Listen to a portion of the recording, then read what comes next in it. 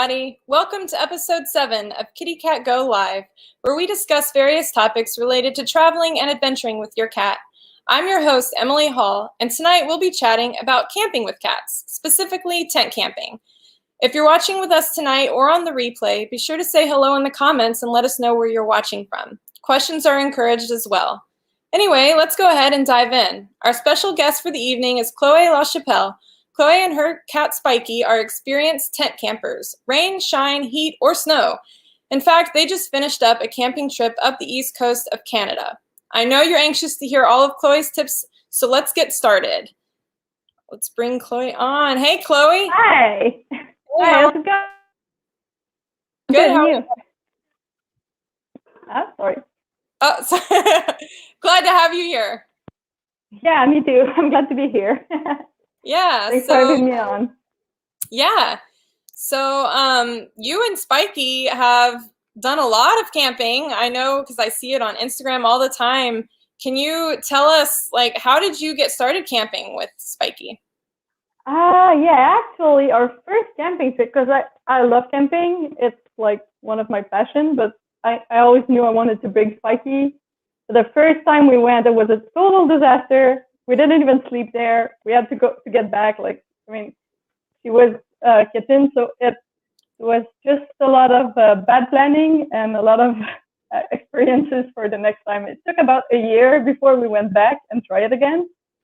And so now it's better, but like we've learned from our previous attempts. Yeah, I understand that. I've been camping with my cats a couple times too, and we did like a test run in the backyard first, and it didn't go so well. We had to, like practice and learn what works and doesn't work, Yeah, I didn't have that space in the backyard kind of thing, so we tried it over there. But the first mistake, I think, is that I booked a camping that was in a really open place.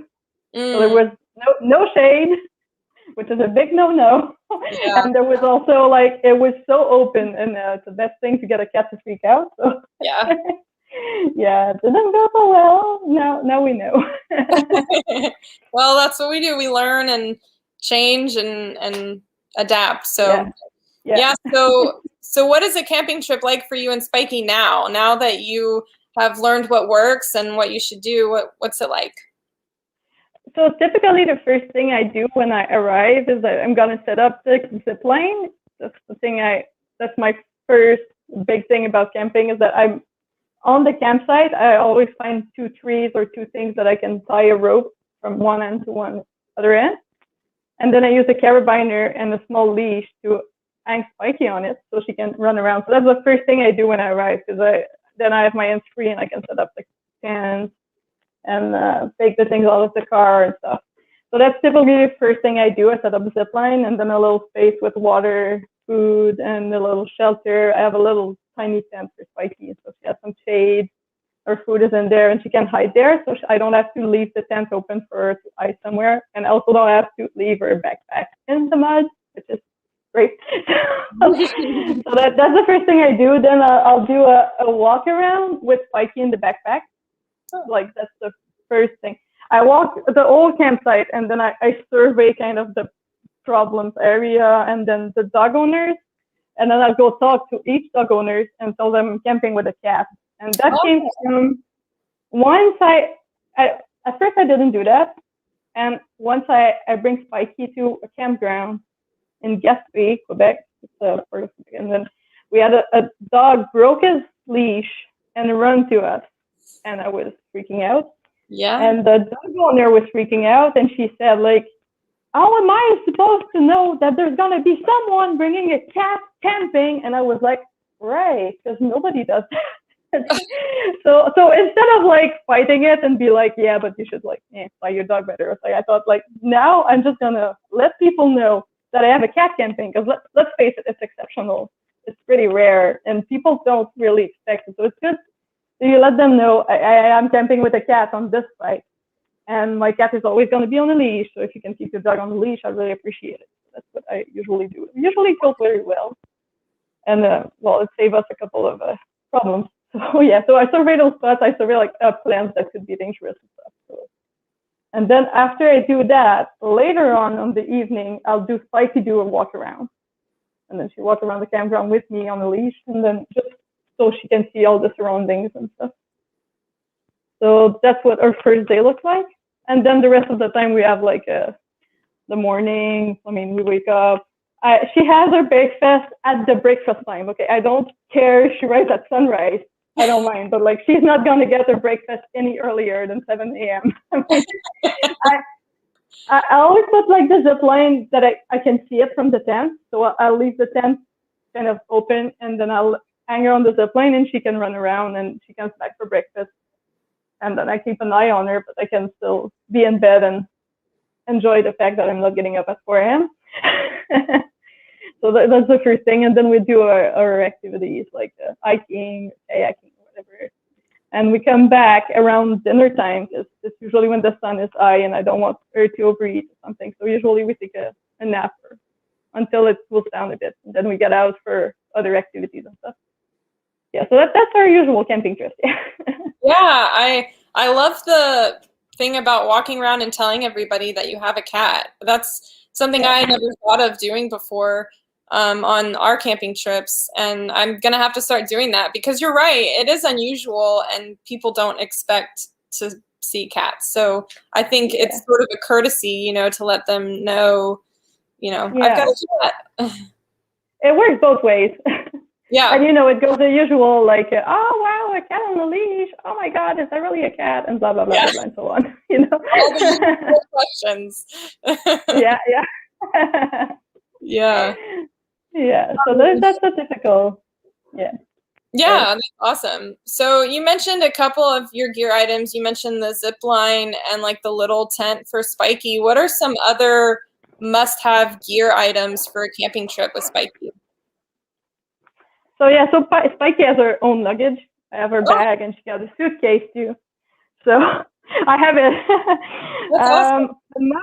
The must-have are, of course, I have a short leash with a carabiner, so it's just a normal carabiner that runs on a rope. So, and then I have her walk leash, which now is one of yours, actually. So, so that's a longer leash because I don't use retractables, but like some people do. Different preference. So I have that.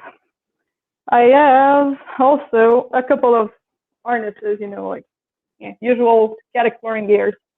Must have a LED color, okay? I don't know if you can see it. Yeah. Okay. Oh yeah, I see the light, flashing light.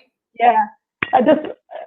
I'm a bit of a crafty person, so I took a bike light and I threw it into a color. And then, that's a great idea. But those things exist. They exist pre-made for like $2 on eBay, so don't bother, okay? But I appreciate making stuff. So when I have her tag on it, but it's for in the dark when it's nighttime in the tent. Cats are so sneaky, and then you don't see much, and you're tired. You're trying to go to the bathroom, and then they snuck out, and you don't see them. So that's what it's for. Yeah. So that's my must have. I have her breakaway color, and then a bunch of loose tags I have on little things that I can just put on the harness. So she always has a tag on her harness now when she's on camping. Because, okay, you shouldn't leave your cat unsupervised, like on the campsite. Yeah. But, I mean, at some point you got to shower and go to the bathroom and stuff like that. And it's not always, like, handy to have your cat with you. So sometimes I'll leave her with her harness in the tent, and then she'll have a tag on and stuff. So I just want to make sure I'm not losing her. Yeah. So I have that. I have bandanas, and I use them. They're useful, I promise. It's not the first time. I use that. I put essential oils on it, but not on the part that touches the cat, just on the outside. Okay, and okay. It can be very dangerous, so maybe just like check with your vet. Vet, yeah. So, but I use like citronella, something. Yeah, it's like a weed that's like cypress something. Okay. Yeah. I put that on the bandana, and it's like helpful for bugs repellents Mm-hmm. I also have a cat safe bug repellent that I don't have anymore. I should order again, but it's a couple of bucks on Amazon. It works okay, but well, it has to be cat safe because dog safe doesn't work. Yeah, Like, I'd love to know what that cat safe bug spray is, like the brand. Yeah, I'll check it out. I'll order it again, and then I'll send you when I find it. Yeah. But so it was recommended by someone on Instagram actually. It does the job, but it's more efficient with pair with something else because it's like all natural stuff. Yeah. Depends on the intensity of the bugs. Yes. Actually, it was part of the problem on the first time that we went camping is that I didn't have anything, and for bugs, and then I thought she would be fine because of the fur, but she got bitten on the nose and the ears, and she's on preventative, like a Revolution Plus something, and it's supposed to be good for that, but it's not.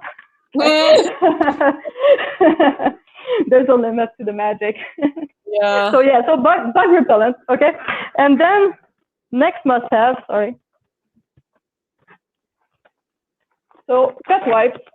Pet wipes that are safe for cats too, because you never know. You don't want to bait a cat in a campground. No. Not very fun. We had a little incident with one of my friends when we went camping earlier this year. Actually, we had I told her I put essential oil on my bandanas, but I don't know. I didn't specify bandanas, I think. And then her cat started to get sick because she put it on the fur. You can't put essential oil on the cat fur like at all. Yeah. So then we called the vet, and the vet was like, "Oh yeah, you must bait the cat right now and shampoo stuff." So like we're like in the campground in the middle of nowhere and like trying to bait the cat in the sink. Yeah, the sink for the dishwash, and like it's in Quebec, so we're speaking English because she's from Ontario. So like I mean, everyone around is like, what are those two English torturing a cat for? You know what I mean? Like a mess, a little bit of a mess. It was funny though. Yeah, I've had a similar experience before having to bathe Sophie like at a gas station parking lot one time, and oh no, so embarrassing, right? yeah, the cat's not taking it well, and everybody around's wondering what the you're doing. So yeah, that's life. That's life. Yes, for sure. Sometimes it can save you. So yeah, so that's a must-have. And then wait. Oh yeah. Of course, those lickable treats. Yeah. It's very good for hydration, and sometimes your cat won't want to take water, so you don't want to run the risk of that. Yeah, and of course, like water containers and stuff like that. Yeah, that's a must-have. Oh yeah, I have something about that. So the water and food container that you're gonna bring for camping, it's better if your cat has seen it before. Okay. Okay, I didn't think about that at first because like we're not feeding Spikie that anymore, but at first he was on dry food and an automatic feeder. So when we got our first camping trip, she wouldn't eat from a bowl that wasn't, automatically feeding her for some reason. I don't know. So it was kind of I was like, okay, are you gonna eat or what? She didn't seem to figure it out. So, and some cats have preferences, like I know now, but at first I didn't know. But like plastic bowls, not a thing, and then she needed a certain shape and size, and then it takes a couple of extra steps of comfort. So it's better if you try them at home. So then you know. Yeah, that's a good tip. I think pretty much with any kind of gear item, like if your cat has not used it or seen it before, it might kind of freak them out because they're in a new environment. Yeah. If you have a new item, it can be a lot. And especially water, like they're already reluctant to drink water at first, so you really want to have a bowl they're comfortable with. So that's so I have a fountain at home, but now before I go camping, I'll leave my water camping bowl by the fountain with water in it, so kind of water there. Yeah, that's a good idea. Yeah, so that's one of the things. What else? The rest is pretty much like normal cat exploring gears, like the same things everyone like backpacks, harness, and stuff. And I also have my clicker training gear because I think it's something. Sometimes you try to balance because at first I thought you're just gonna tire your cat out, and that's the best thing, so you can sleep. But there's a point where cats just get like overstimulated, and then it's as bad as if it didn't get enough exercise during the day. You know, it doesn't want to sleep, or it just gets cranky. So at some point, if my cat still has energy and she's like getting overwhelmed by everything outside, I'll just take her in the tent and we do a bunch of clicker training stuff. So that's the thing I carry with me. Yeah. You must have. Yeah. So what about the litter box? What do you do about the litter box situation when you're camping? Oh, yeah. Well, some cats go outside and some don't. Spikie does, but it bothers me because I know she goes a lot at night, and I really don't want to have to like go out and find the perfect spot. So I have a litter box in the tent now. Yeah. So it's just a normal. I have two things. Like if I take the big tent, I have the big litter box that I have in my car. If I take my small tent, I just use like a big Tupperware from like about that big, and a reusable bag from grocery store. So that makes kind of walls around it.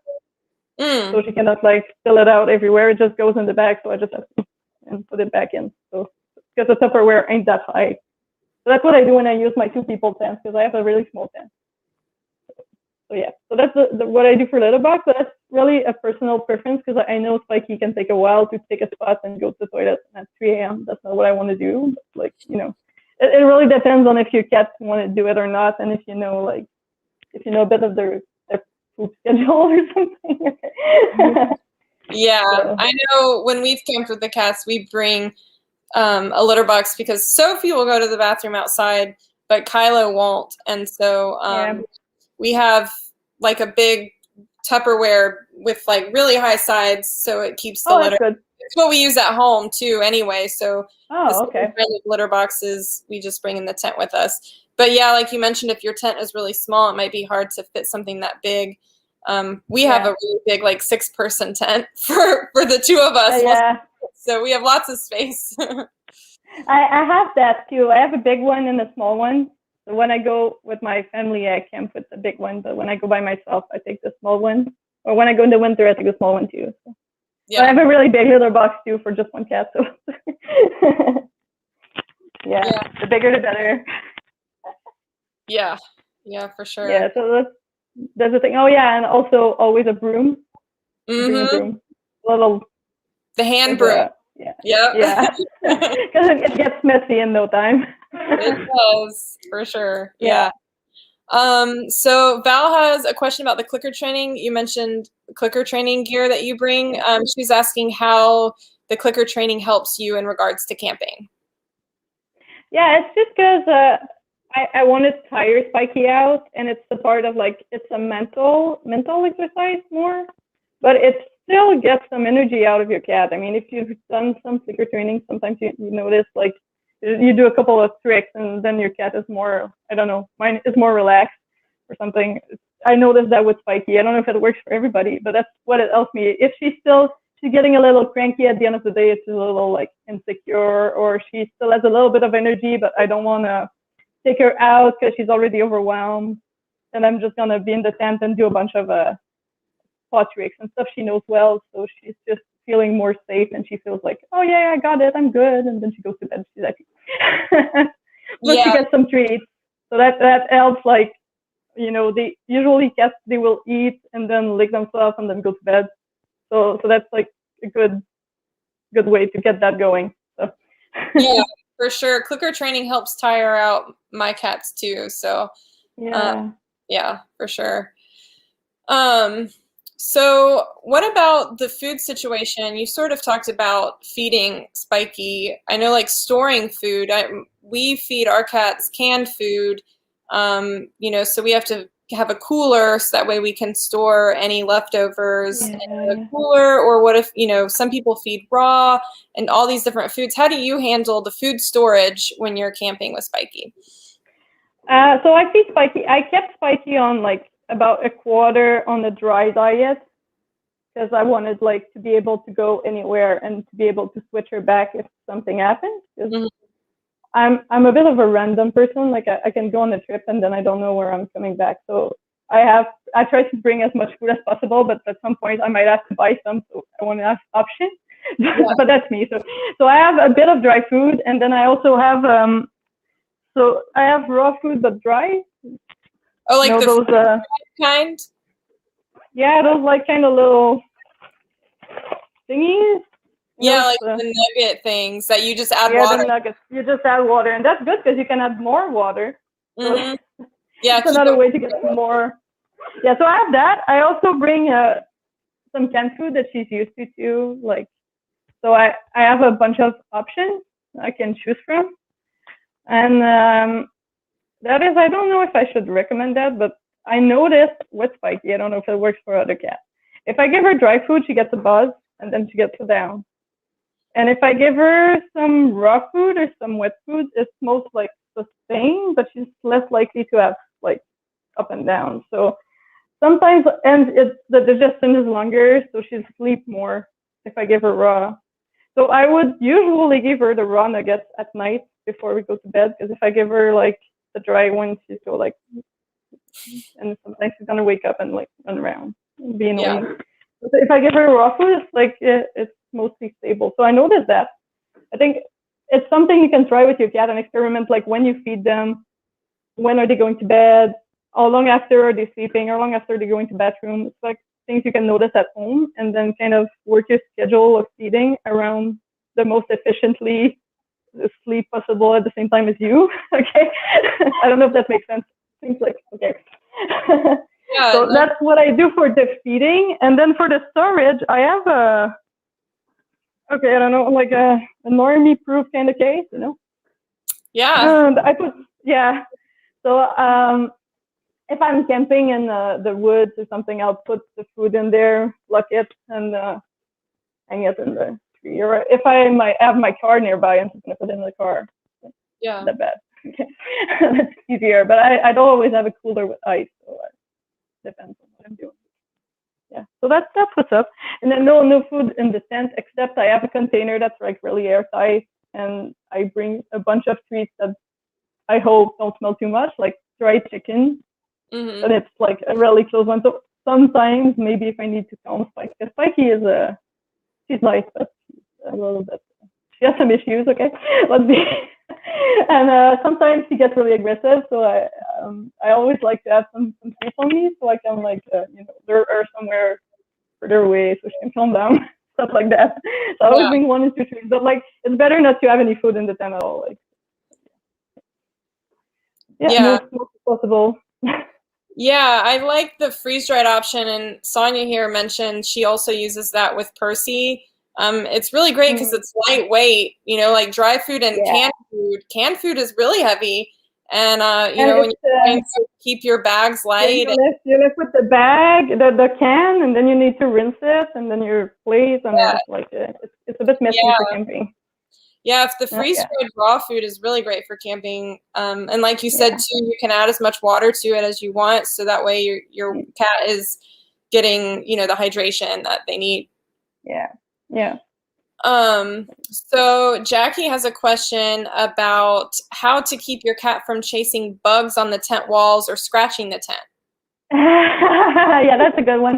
Okay, so I don't know, Jackie, how old your cat is. Okay, I noticed.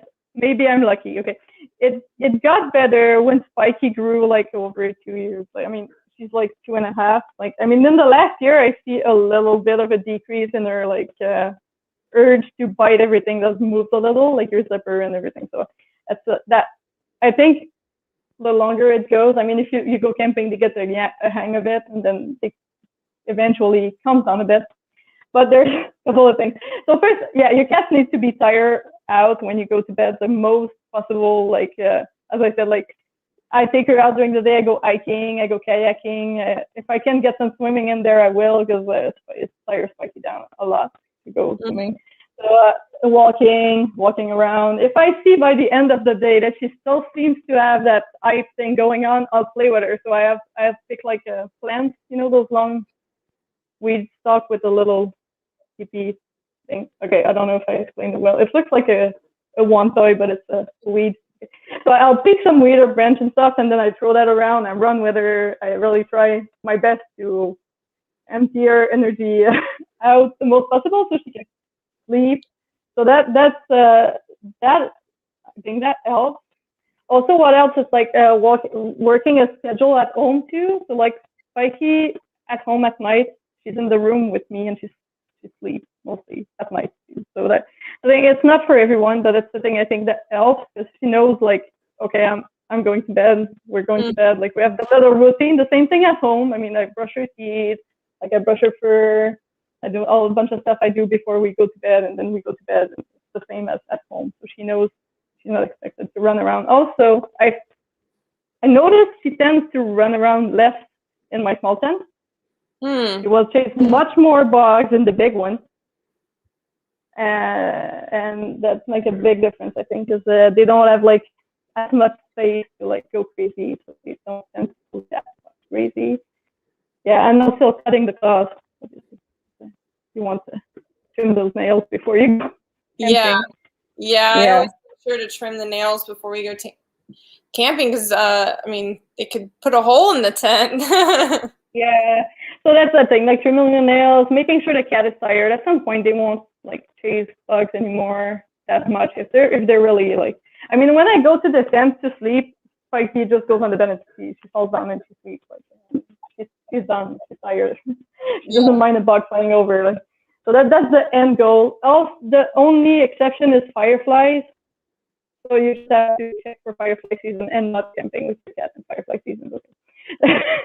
It's like a mix between a laser chase thingy and a bug. I mean, like, there's nothing to do about that. And they can see the light through tent walls. And, okay, you see that happen in my life, okay? We had, like, the sleepless camping trip ever. And, I mean, she was not stopping. Like, okay. Yeah. So that's the only thing. But besides that, I mean, there's always a way to tire the cat out of that. Yeah, hopefully. Yeah. Good luck. Yeah, I think the tiring out is key for a lot of things. Yeah, tiring out the food schedule, stuff like that. Yeah. Well, for those of you that are watching, if you have any camping tips or anything along the way or questions, definitely drop them in the comments. I see Jennifer said that a tip for camping is to use one of those key tags that you write on and put the name of your park, your site number, and the dates of your stay, that you have that information handy. That's a good tip. Wow, that's great. I didn't think about that. Yeah, it's a good one. Yeah. So you guys drop your camping tips in the comments and we'll share them. And then of course questions, ask them, keep them coming. But let's move on to, well, you sort of answered, Spikie sleeps in the tent with you. So I know some people have mentioned, or I've seen like on Facebook and Instagram, people get separate tents for their cats and their cats don't sleep in the same tent as them. Have you ever done that before? No, I don't think I would trust Spikie with that. Okay. I would either. I've always wondered, like, I would be too nervous. I don't think I'd be able to sleep. I'd be too paranoid about if or whatever. Yeah, it's I don't know. It's not for us. I never tried that. I mean, I like to have like the most possible always a visual on my cat because you never know, there might be like predators around that wouldn't necessarily be stopped by a little thin layer of tent. You know, so you never know. Like your cat is a bit of a sitting duck out there alone. I think. Like I don't know if I'm paranoid, but okay. No, I wouldn't. I feel the same way. That's why I wanted to ask because I've heard of people suggesting that and doing that, and my cats always sleep in the tent with me, but I didn't know if you tried that. I've heard of those playpens. You can put that in the tent if you have a really huge tent, like so your cat isn't there and he's not destroying everything around. But a completely separate tent, I don't know. Yeah, that's not a bad idea, especially for Jackie was asking about chasing bugs. You could, if your tent's big enough, you could get one of those smaller tents or playpens or whatever and put that in your tent and keep your cat in there, and that would keep them from scratching the walls and jumping at bugs. Oh yeah, and there's also that I did that once. The firefly thing. That's when that happens. Okay. I once used I got a crate for the car. That's a huge crate from IKEA. You know IKEA? IKEA? Does that make sense? Yeah. IKEA. Okay. Okay. So it's $30, I think. It's huge, okay? And it's foldable, so you can transport it. It's a squarey thingy. So I used that once for Spikie because she was going crazy for fireflies, and I needed to sleep at some point. So instead of a playpen, it's not as big. Like I slept with it on me. Yeah. Like at some point, yeah, there's stuff that you can do. Just, yeah. But better not to do like lock the cat in the carrier that you're using to cat explore though, because like you don't want your cat to be pissed at being in the backpack. So no, and the backpacks to me would be a little too small to like keep your cat in. Yeah. It's like no space really. Yeah. So yeah, a playpen or a big carrier, I guess that could be an idea. Yeah. Yeah, no, but I have a little tent for Spikie, but I use it when I'm outside too. Yeah, I have one too. I keep one like out at the campsite. So like when we're cooking, Gabrielle just mentioned having a playpen or a long tie out during the day. So while you're cooking or whatever, you can hook your cat up or put them in the tent. And that's what I have too, like a little mesh tent. And I put them in there when I can't keep my, you know, I can't be holding their leash or whatever, you know. Yeah. And that's what I have those zip lines for. Yeah. That's it. Oh yeah, and about that, the zip line thing. Yeah, so I also use, sorry, I forgot about that earlier. I wanted to say, at the end of each side, I put like a little stick that I tie in the rope. So it's like kind of a stopper, so that your cat cannot go all the way and then loop around the tree. So that's the point. So like the goal of it, and you try to have like as little possible like space for your cat to get tangled in between those 2 points that you're using. So depending on the campsite, sometimes I have a really long zip line, and some other times I have a short one. Depends. Like, so the goal is like that she cannot get tangled, so I don't have to have like my focus on her for like super like when I'm trying to cook or start a fire and stuff. So, yeah, that's a good one. So playpen works too. Wrap around that tree. Yeah, because Spikie will do that like on purpose. She goes around the tree and then she looks at me like, like, hey, like to have my undivided attention. So yeah. So what about camping in extreme temperatures? I know you guys have done like winter camping in the snow, and you just were camping and it's really hot right now. What do you do differently? What gear items do you bring with you if you're snow camping or camping in the summer? How does that change things? It's pretty much the same as like exploring in the winter versus exploring the summer. I mean, like I have some winter jackets for Spikie and paw wax for paws. But what's gonna change is most like I'm gonna check the weather ahead, and if I feel like it's gonna get way too cold for it to be comfortable, then we're gonna have to cancel. I mean, like there's a limit. But if I see it's gonna be in their comfort zone, like we went in Ontario this winter, and it doesn't get as cold as Quebec gets. So it's easier. Like, I mean, we were always in the comfortable range for Spikie, which is like sorry, I don't know what it is in Fahrenheit, but like it's okay. You can say it in Celsius and people can look it up. Yeah, -8 and above is good for Spikie, but it depends on the cat really. So what I do differently though is like at my tent pad, I have a tarp that goes under my tent. I will unfold it bigger than the tent, so that when I put the zip line over, she can walk on something that isn't ice or snow for a pause. And I'm going to keep the snow and ice off of it, so she has a space for that. But it works pretty much the same, although I have to check her, be sure she's always warm and stuff. But what's good about winter camping that I thought was really great is that they spend a lot of energy just keeping their eat. So they're always tired when you go to bed, okay? No matter what you do. That's pretty good. That was great. Also, there's no bugs and no critters. So it's, I mean, honestly, it's a lot easier to go winter camping with a cat. I mean, for me, because Spikie is always like overeating because she's black, and it's summertime. It's always a bit touchy. Like, I don't want to be out when the sun is out, and I don't want to be in the shade. And So I have to worry about none of that when winter camping. So I thought it was really great. Okay. Yeah. I just bring little hand warmers. Mm. You know those The little pouch things. You shake those things and then you can put that in your mitt. So I got that. I put that in the side pockets of my backpack. So it's like you always have a portable heat source in the backpack, and I put this on one side so she can lean closer or further if she feels it's too warm or not enough. So I have that, and I have also an insulating tube of wool that I put in the backpack. Mm. That's also just an old blanket that I put together and put some holes and snap around the backpack. So that's a winter version of it. So she got the backpack that is always insulated, and I put it if we're doing a hike or something, I have it on me, and if we're at the campground, I'll leave it by the tent so she can go in there. So if she's cold, she can always have an option. So yeah, that works pretty well.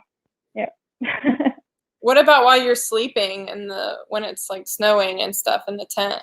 You just bring a bunch of blankets and a really thick sleeping bag?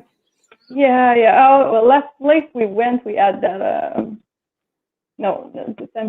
We had the electricity, so we had a little portable heater. So that was a little bit of luxury, you know. The tent was really hot.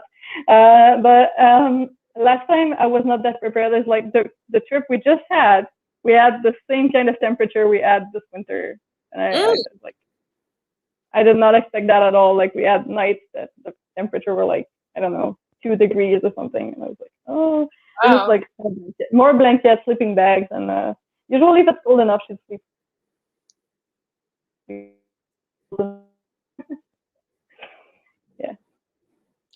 Yeah. Oh, I've lost you for a second. Yeah, I lost you too, but it looks like it's good. It's back. So that's about it. Yeah, she gets with me when it's too cold. The other extreme is the worst though, because if it's too hot, there's like a point where, I mean, unless your car got very good AC and you can always get in the car and chill out. I mean, there's a point where like summer camping in the heat is just not something that's fun. Okay. So there's always like, I always check the weather ahead and try like if I see it's gonna be like all sunny and pretty weather, I'm just not gonna go with Spikie. So yeah. Yeah. So that's. But I have a bunch of things. Like I have a fan, I have a cooling mat. I also have a harness that I have a cooling collar for a dog from the dollar store. That I just threw the Velcro on the other side, and so I can stick it back inside the harness. So now I have a cooling harness. Okay, that probably already exists. Okay, you're so crafty. Yeah, I like to craft stuff. So yeah, I have that. I will weather fur like with water, but she's okay with that. Not all cats might be okay with that. She's okay with that. Yeah. And if you have a cooler or something, you can use ice packs. I use a lot of ice packs when I'm at home for her, and like little battery operated fan that I clip on her backpack, stuff like that. Yeah. So yeah, I have a bunch of tricks, but at some point it's just too much trouble to just keep the cat cool down enough. So it depends how much committed you are. Like I just try not to book into much warm weather. Yeah.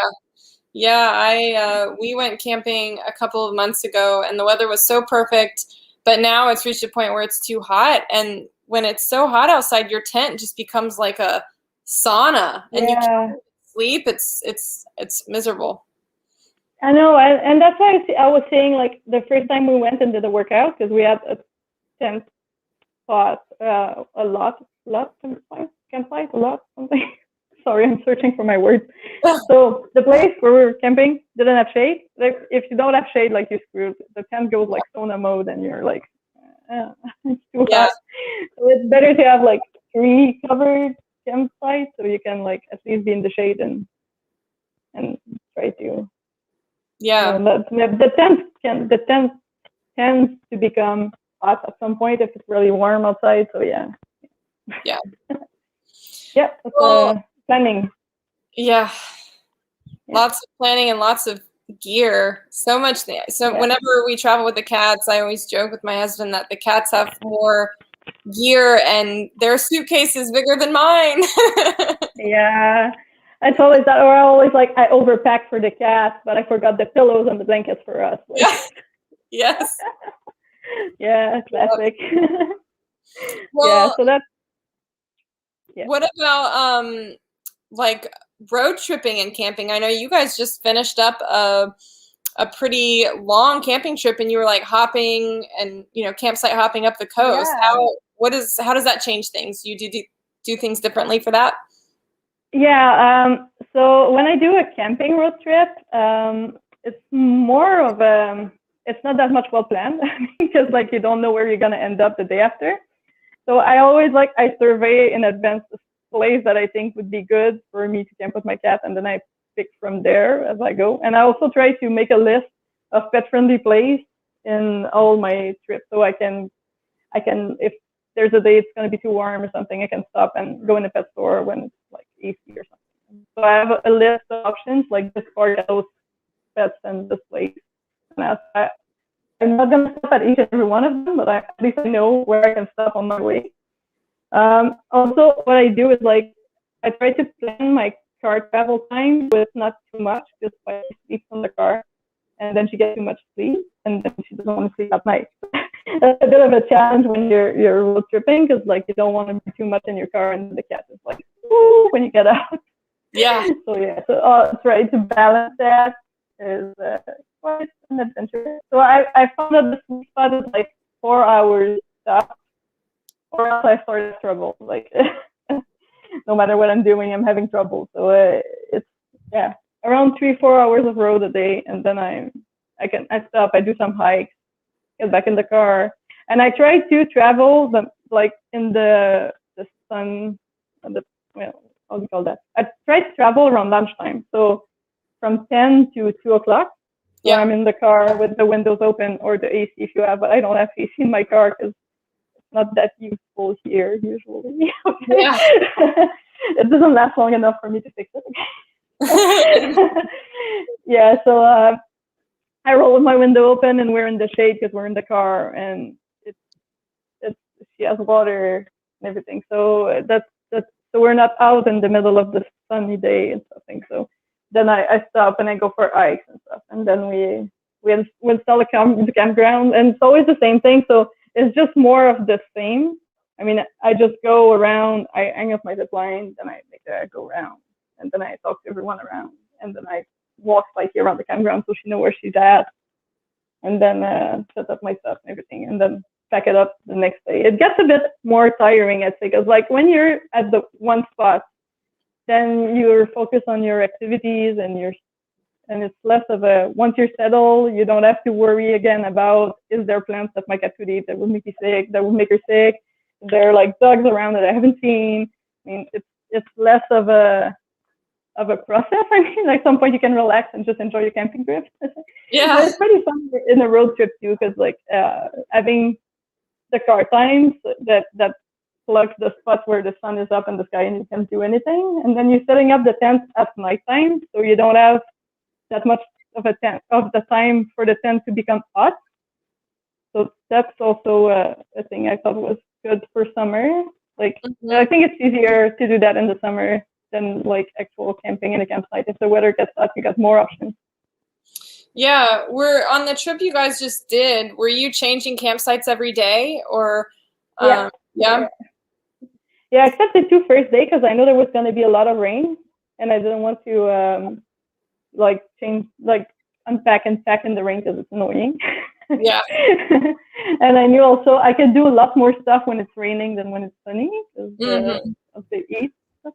So the first 2 nights we stayed at one spot, and then we switched. I had some camping books and some others that I just picked up along the way, and I camped in some spots that you can just put your tent pretty much everywhere. Where I was going up the north coast of Quebec, and that's a pretty wild spot. You can put your tent pretty much anywhere. Wow. Yeah, that's great. And it's colder too, so it was a fun travel. Yeah, so it's a different endeavor. Yeah. Yeah, for sure. Yeah. So we've got a question from Val, who's asking if you've ever felt like you might lose Spikie when you're sleeping, like if she escapes from the tent. What do you do to prevent that? Yes. Okay. So I had one close call that Spikie did got out of the tent when I went peeing, and I did not know this. Okay. So it was in the middle of the night. I was in a remote campsite. There was nothing around except woods. And I went to the bathroom, and then I sat back on my mattress and I waited because Spikie's pretty annoying, and every time I move, she moves, and then she wakes up and she wants attention. So it was like she's gonna come bothering me. So I might as well stay up until she comes and I can pet her and she comes down. But then nothing happened. So it was like, what the hell? And I looked with my flashlight around and I couldn't find her. And I was like, oh my God, where is she? She got out. And then I opened the tent door. Spikie doesn't meow, so she couldn't meow for me. So she just doesn't make sounds at all. I opened it and she was just sitting there like, hey. So I was like, oh my gosh, man. So now I have that. That's why I have the LED color, just so I can see her. The other thing also is like I zip the zippers like all the way to the top, so she cannot like cry outside of it. There's tents that you cannot do that, and I've seen people use like garbage ties to like lock the zippers together. So that's also an option. And if that happens, sometimes for some reason I have to leave Spikie in the tent alone. Most of the time I'll leave her in her harness, and then I'll use the carabiner and the leash, the short leash. And there's always a hook at the top of the middle of the tent, so you can hang a lamp or something. So I will just hang her there. So she can, at least if she gets out, well, she's stuck there. So. Yeah, that's a good tip about whenever you leave the tent and leave your cat, hook them to the leash. If she's alone in there, she's hooked up because I don't want to have another one of those again. You can also use a bell, but I cannot sleep with that going on. So. No, that's so annoying. Yeah, that's why I have the LED thing, and it's blue, so I can see it well, but it's not that like in your eyes. Yeah. And I've seen glow in the dark harness too and stuff like that, so that could be an option too. Yeah, like with the reflective stuff on him. Yeah, no, just like those little bracelets you have as a kid, like you leave them in the sun and then you put them on. Like snap. I don't know how long that lasts and stuff, but I've seen some harness and some collars made of that, so I don't know if it could be an option too. Yeah. What about a tracking device? Do you use a tracking device with Chloe or have one that you recommend? I don't use one because Spikie is very good at taking her colors off. So those things are pretty expensive. Yeah. And the way I've known her so far, she always finds a way to take it off. So that's why I have tons of tags. Like I have like 2 backup colors when I go somewhere, and I know she's gonna at some point find a way to. If it's a breakaway one, and you don't want to use a not breakaway one, because then they can strangle themselves. So I have a bunch of colors, but I don't use GPS because like I don't leave her harness on her when she's in the tent and we're sleeping, because at some point they want to wash themselves and it gets annoying. So I take it off, and then I leave just the collar on, but she can take that off. So there's no point. Yeah. Well, I guess we're going to start wrapping things up. If you guys have any final questions for Chloe before we end this, drop them in the comments, and I'm going to ask her one more question so you guys have time to drop your questions in the comments. So what tips or tricks or advice would you give to someone who wants to try camping with their cat for the first time? I had the list. I forgot. Okay, so the first thing is like as most as possible, try to keep your cat like under your height, because you don't want like predators or something like that happening. So you try to supervise your cat as much as it was like a toddler. Okay, so that's the equivalent I would get. Also, test all your gears before you go, because that can go even the both. As I learned. And the planning is like the most important part, I guess, because like all that researching like what campground you're gonna get, depending on your cat, if your cat is social or not, if you want to be like more remote or have people around, and then shade and then weather. and plants and bugs and stuff. So there's a lot of planning going on. So that's the thing, like you should really invest time into before you go camping for the first time. So that would be my best advice, I guess. Okay. Yeah. I think trying a test run in your backyard if you have a yard is a really good thing. That's what we did, and learned, ways to make the tent more comfortable and work for us and the cats. We in our test run in the backyard, and the first one didn't go so well, and so we had to adjust. I would definitely recommend a test run in your backyard if you can. If you can't do that, find a campsite that's close by. Maybe that's local. a good one. Yes. If something goes wrong and you need to pack things up and head home, you're not that far. Yeah, and always be prepared to change your plans. Yes, that's a tip for kind of cat adventuring, because as anyone with cats knows, things are usually not going to go according to plan. And sometimes it's fun. Sometimes it's and also I forgot, I wanted to mention that. So Spikie always has that. I don't know if anyone else that has gone tent camping can confirm that, but they never miss a critter or an animal that's coming around your tent. Yes. Spikie woke me up for all kind of things, from like raccoons to and sometimes they're having a little few like running around the tent. Like I had a pretty annoying raccoon that would come put his paws in and like run around. So I think it's pretty impressive how much they have like overdeveloped compared to ours. Like I've never noticed so much wildlife before I got her. So don't dismiss your cats. That's the thing. Sometimes they warn you for stuff and you don't expect it. Like, cats is just being a cat. But sometimes there's something. That's true. Another tip Sonia just dropped was training your cat to come to the sound of a whistle. So that way, if they get out or something, you can do the whistle and your cat will hopefully come to you. Or recall is also working. Yeah, recall training. Susie wants to know, where's Spikie? What? Oh yeah, Spikie. Pretty steady, calm, right? Everyone wants to see Spikie. Hello. Hi, what's going on, Spike? She is the famous Spikie. She was sleeping just behind my laptop, so. She's gonna be hyped now that I woke her up.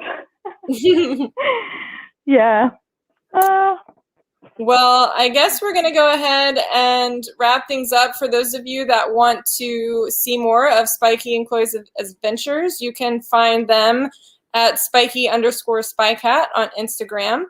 And then, do you have anywhere else, like any other social media or sites people can find you at? No, that's pretty much. Oh yeah, I've got a YouTube channel too. Sorry, I forgot about. YouTube. Yeah, what's your YouTube? I got a YouTube channel too. Yeah, so I have a bunch of videos on it, but I don't post that often because it's more complicated too. I'm more on Instagram anyway. So yeah. Is it Spikie SpyCat on YouTube too? Yeah, also same thing. Yeah. Oh, and we're on TikTok as well now. Yeah. TikTok. I haven't ventured into the TikTok world yet. So that's where we're at. And feel free to come and ask me questions. I'll be glad to answer. Yeah. So that's about it. Oh, I'll try to send you the bug stuff if I can find it. Oh yeah, for sure. So for all of you that are watching, I'm planning on putting together a blog post that sort of compiles all the tips and things that we've talked about tonight. And would like to include the bug spray that you talked about in that. And I will email that out to all my newsletter subscribers probably next week. So be on the lookout for that, and I'll be sure to share it on social media as well. So that way you guys have it to reference whenever you want. But Chloé, I just want to thank you so much for joining us tonight and sharing your expertise.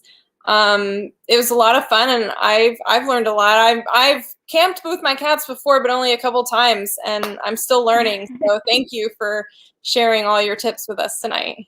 It was my pleasure. Pretty fun to be here. Okay. Yeah. Yeah. So have a good night, everybody. Yeah, well, if anybody has any more questions or want to continue any discussions, you can join our Facebook group, Kitty Cat Go Adventure Team. And our next episode of Kitty Cat Go Live, let me put that on there. Next episode is going to be Wednesday, August 11th at 8 p.m. Eastern Time.